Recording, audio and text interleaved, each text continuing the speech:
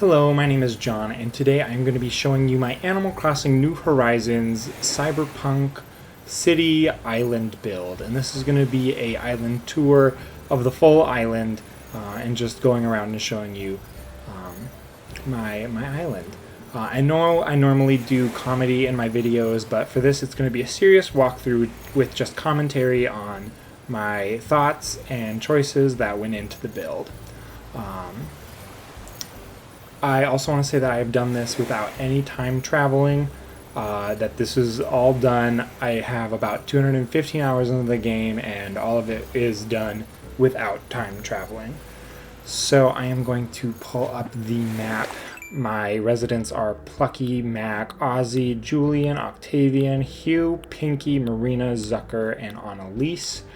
Of the 215 hours that I put into this game, I'd say about 100 or even more so are me putting down paths, putting down custom paths. I'd say about 90 to 95% of this island is covered in pathing. This was a very hard theme to do. It was basically a lot of neon signs, utility poles, jail bars, floor lights. If we didn't have those in the game, then I wouldn't have been able to complete this. Now, starting off, this is the entryway. When I initially thought of this entryway, I wanted to have the rest of the city blocked off from vision, and have this be like kind of a gateway into the city as a security checkpoint. I wanted it to see how it would fit into the story and just make sure that the government would control whoever goes in and goes out. Now, this is the lower market. The market is divided into 4 sections, and I tried to have each of the stalls that were in the market sell something different. Like the one on the right sells kitchenwares, the one up top sells books. Also tried to make it so that whenever you look up, you couldn't see a different section of the city. I used every single color of neon diner sign. I also used almost every single color of the floor lights. I didn't use orange, and I didn't use light blue just because the orange was close enough to the white and the light blue was close enough to the dark blue.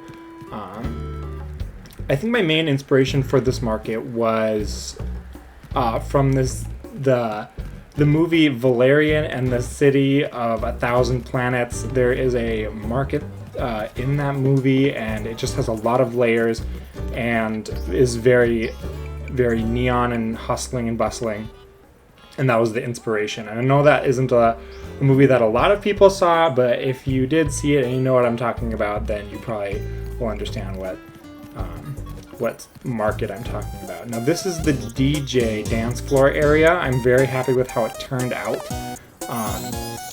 The designs that I did are the dance floor tiles as well as the speakers, but the circuit board are not my designs. And I also will, in this description of the video, I have all the creator codes, including my own. So if you want any of the designs that you see, then you can just go and look up the codes and find them yourself. I really like the dance floor area. Now, moving on to the casino. Once I found out that you could get these slot machines in the New Horizons game from Pocket Camp, I knew I wanted to have a casino. I just really like how they give off this cyberpunk theme with the lights, with the noise. They are very noisy, and even though the casino is very small, it kind of just highlights the morals of the city, where they like to gamble and all that. This is the main market. It is where the main hustle and bustle would be.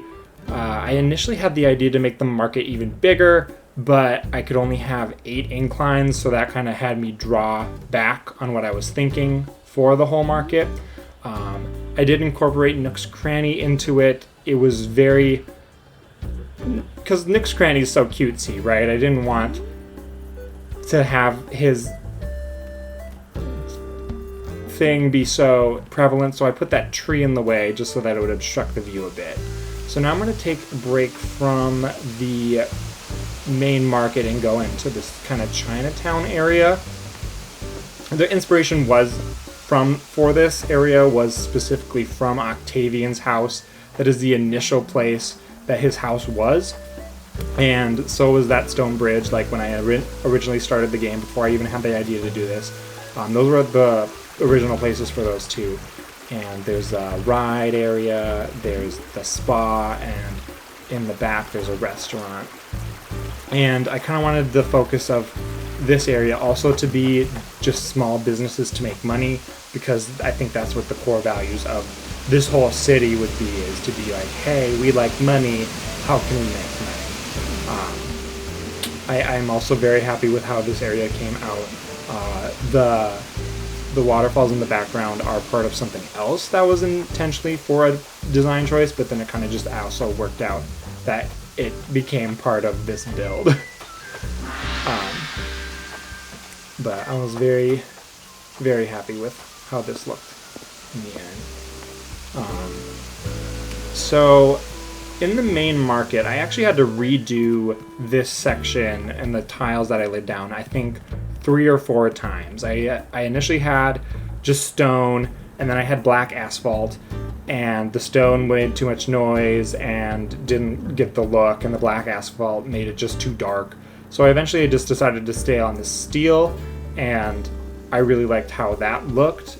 It did get a bit repetitive after a while, but especially because of how big the main area is. But I did like how it came out. And down here, I kind of tried to hide this away, because down here is the black market. And down here it sells, you know, dangerous weapons, like an axe or the slingshot here. And also like dangerous creatures, and in the back it sells weed and drugs. I don't think, you know, if it were to fit with the story of this whole city, that the police would very much be involved with this, because it's off the main market and probably everyone and their mom uses it for something. But it also says like expensive jewelry, items that you could put on, or masks that you commit crimes with, I don't know, just a bunch of stuff that I thought would fit with the black market feel. Now going up to the upper market, this is the last section of the market area, and the upper market it's meant to feel cramped, and I liked how cramped it did feel, because it just adds to how crowded the overall town feels.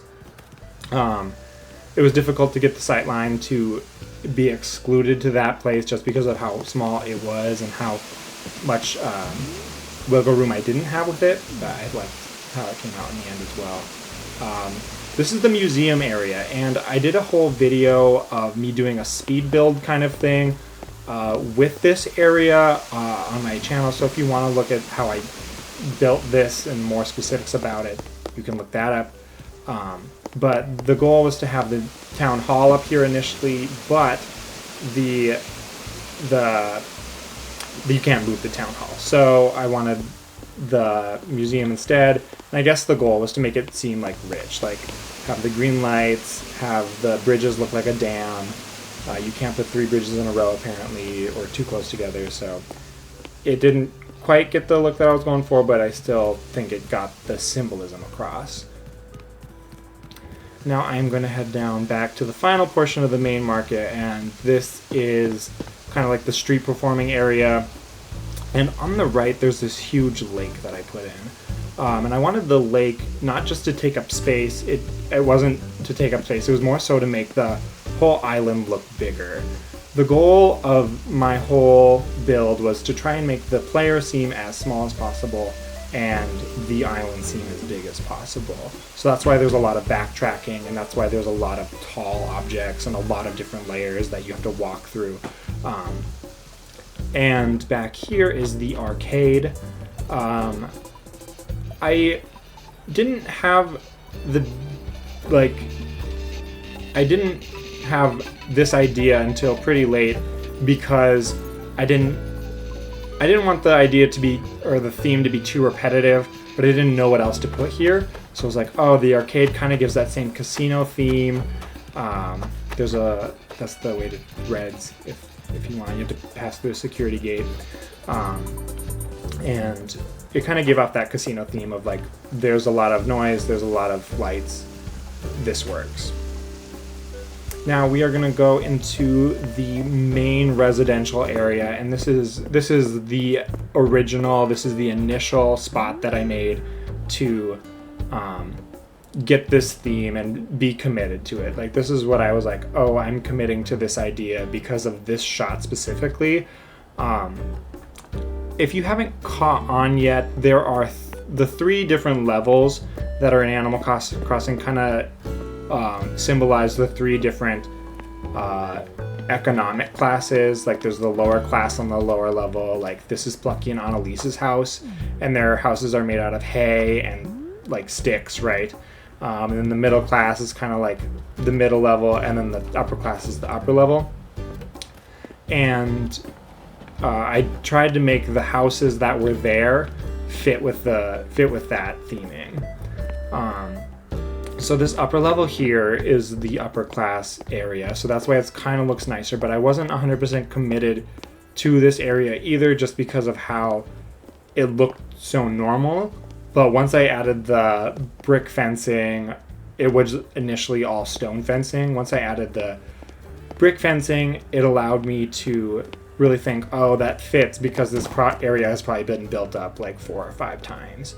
And they would have a bunch of mismatching paths and a bunch of mismatching fences. So I did eventually grow to like this area as well. Over here on the right side is Marina's house. There was supposed to be another incline here, but again, I already had used all 8 of the inclines that you're allowed it. So I had to do some backtracking here. This area actually had a 4th level to block out the rest of the world, but you can't build on the 4th level, and I had to use it for a walkway rather than the 4th level. So over here is Zucker's house, again, kind of like the middle class. He has his hay roof, but wood paneling. And this is the diner area. Whenever I think Cyberpunk, I'm like, neon diner, right? It fits. And this is like where, I don't know, the main hangout area of where, I don't know, the main character of this story or whatever would hang out and just grab food. The diner actually takes up a very small footprint for how big it looks. I think it's because I wasn't able to fit it all on one screenshot anyway, that it makes it look so big, and I was very happy with it. It was one of the last things I put in too. Up here is kind of like a fire escape area. It wasn't like, it's just to like overview the residential area. Nothing too fancy up there. And down here you can see the other side of the lake that leads up into the kind of the high class of the residential area, right? This is like the Millionaire Estate. These people have their own backyards. They have a water feature. They have the hybrid flowers. The inspiration for this area specifically was the Altered Carbon series on Netflix. The guy that hires Takeshi Kovacs, he had this like, he lived on a skyscraper, and he had this like balcony that was where the planes could land, and that was kind of like what this was envisioned to be. It's just like this very classy, bougie, nasty area where, I don't know, the millionaires had all to themselves, kind of secluded from the rest of the poor folk. And I use these simple panels to kind of give that feel that they were on top of a building. This is Julian's house, and let's be real, he is the main millionaire of Animal Crossing New Horizons. And Pinky's singing Stale Cupcakes, which is the best song in Animal Crossing, I'm not gonna lie. The wind turbines are also to symbolize, the wealth that they have.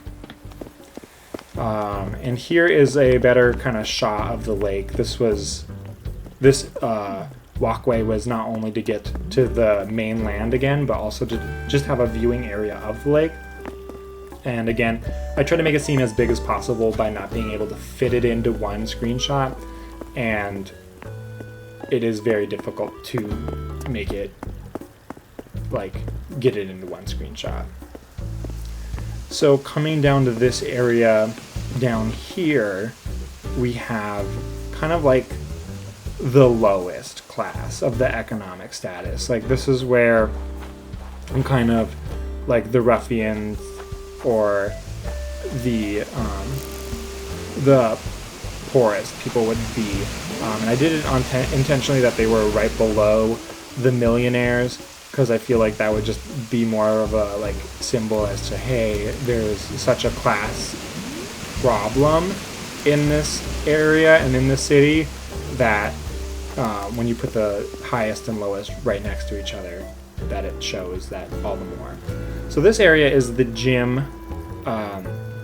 I came up with this area mostly because I saw how the climbing walls, the backs looked, and that's what's in the back there, and I really liked how they looked. And I think that the biggest problem I had with Animal Crossing New Horizons is that you couldn't create your own buildings. Like, you had to, so you can't hang up anything on the walls. This is what the beach looks like. I didn't have a whole lot of an idea for the beach, and that's specifically because, like, every time I've seen a beach in Cyberpunk, it's just kind of abandoned, right? So I just put a bunch of trash and wave breakers on there. Up here, this is kind of like the mechanic area, or the robot Gundam hangar, I guess. This thing I got like 4 or 5 days ago. It takes forever. Again, I did not time travel, so getting Gulliver in your town or getting Gulliver from your friends was the biggest pain in the butt. Shout out to my friend Austin who gave me 5 of these things so I could actually get this thing. But I initially was going to have another one in this down corner where the rocket is. But I was like, no, absolutely not. It takes too long. And this is kind of like the final, where the houses would be, residence area. Kind of like by, like, I don't want to say like a sewer line, but this is definitely not where clean water would be. And just have the houses kind of on their own little pier. If this could have been like a pier, like made out of wood, I would have done that. But imagine like kind of just like this area that's very dirty and kind of like by the sewer line. I was able to do one of my rooms in my house to fit the theme, and I guess this is where my house was originally in the build. Like, when I originally put the house down, this is where its original spot was. The interior was not my main priority. I just managed to throw something together with the items that I had left over and collected over the time, so I didn't do any other rooms than the main room, so I'm not gonna go in there, not to ruin the illusion. So that is kind of it for the main area into the city. However, there is a section that's outside of the city, and if you'll notice, these gates, this security checkpoint, the gates are rusted, and every single other security checkpoint is silver. And that's because the story is that the people don't care about nature anymore, so they forgot to like even update the security checkpoint because no one goes. Kind of like the Lorax, where, oh, we need to protect our trees, the trees are outside, whatever. But people don't appreciate nature, so this is kind of why this area is overgrown. This is where the campsite is. This area has the flowers. This area is the one that has the fruits. And I tried to make as much of the space as possible, just because I didn't leave a whole lot of room because I wanted the main focus to be the city. But when you walk down the main paths, I tried to make it so that you had none of the city in side of the camera view, so that it would look bigger again than it actually is. A lot of camera tricks I used in this. So this was just, again, to kind of make the player, once they step out, like, oh, we saw this huge city, but wow, nature has its own beauty. And I guess I could have used maybe a little bit more flowers or less weeds, but I wanted the weeds to make it feel like, oh, these people forgot about this area, and let it kind of overrun and be overgrown. But that is it. Thank you so much for joining me on this this journey and this walkthrough of my town. I hope that you liked it. I am a new channel starting out, or making new content again. So anything would help. If you could comment, if you could like, or even subscribe, that would mean so much to me, and I would appreciate it very much. So I may continue to do another different Animal Crossing build in the future, but let me know if you would like me to continue this in the comments. Thank you again, and goodbye.